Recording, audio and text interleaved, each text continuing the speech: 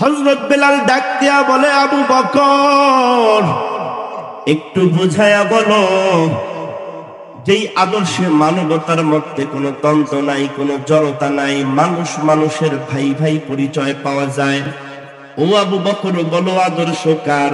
আবু বকর ডাক দিয়া বলে, আদর্শ আমার না, আদর্শ মদিনাওয়ালার আদর্শ। আবু বকরকে ডাক দিয়া বলতেছে, বেলাল আমারে একটু মদিনাওয়ালা মুহাম্মাদুর রাসূলুল্লাহ সাল্লাল্লাহু আলাইহি ওয়াসাল্লামের কাছে নিয়ে যাও। আবু বকর বেলালকে নিয়ে নবীর রওজায় হাজির, নবীর দরবারে হাজির। নবী আমার দারুল আরকামের মধ্যে বসা। আবু বকরকে নবী মুহাম্মদ ডাক দিয়া বলে, আবু বকর মান হুয়া মাক, তোমার সাথে কে আবু বকর? আবু বকর ডাক দিয়া বলে, ইয়া রাসূলুল্লাহ, ইয়া হাবিবাল্লাহ, আমার সাথে আফ্রিকার কালো গোলাম